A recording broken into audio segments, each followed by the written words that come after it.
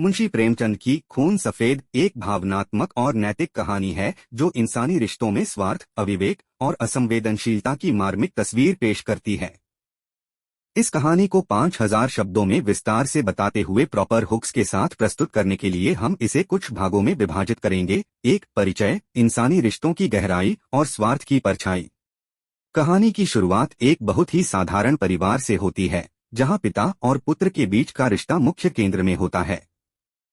मुंशी प्रेमचंद की कहानियों में रिश्तों की जटिलता और उनके बीच के संघर्ष हमेशा से एक महत्वपूर्ण भूमिका निभाते हैं। इसी कड़ी में खून सफेद एक ऐसी कहानी है जो हमें यह सोचने पर मजबूर करती है कि क्या रिश्तों में खून का रिश्ता हमेशा मजबूत होता है या फिर कभी कभी यह स्वार्थ के आगे कमजोर पड़ जाता है।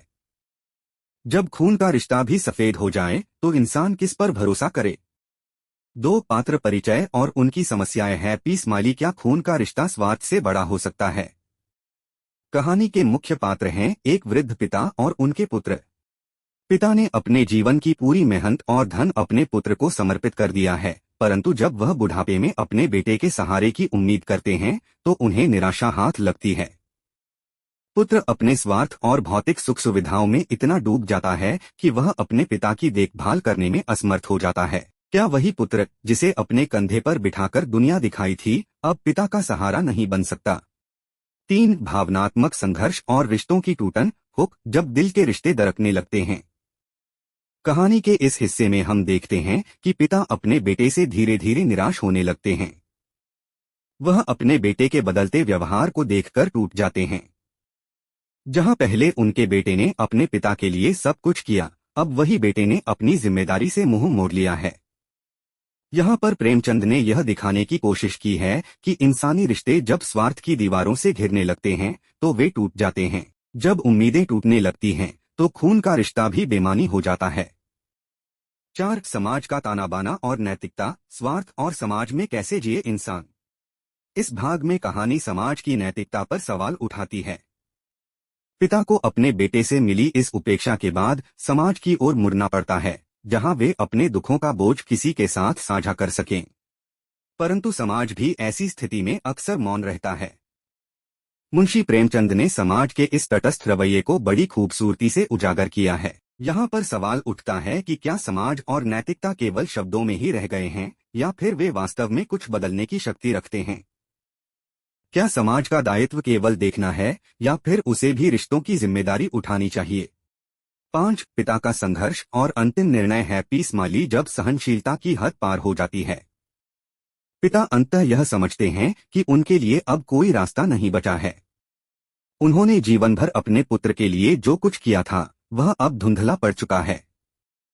वह अपने बुढ़ापे के इस दर्द को और सहन नहीं कर पाते और अंत में एक कठोर निर्णय लेते हैं। यह निर्णय उनके जीवन और उनके रिश्ते की अंतिम परिणति होती है। जब इंसान के पास सहने की कोई सीमा नहीं बचती तो वह ऐसे फैसले लेता है जो जीवन भर याद रहते हैं। 6, कहानी का निष्कर्ष है। पीस माली, रिश्तों की कीमत समझिए, क्योंकि खोने के बाद कुछ नहीं बचता। कहानी का अंत भावनात्मक और विचारोत्तेजक है।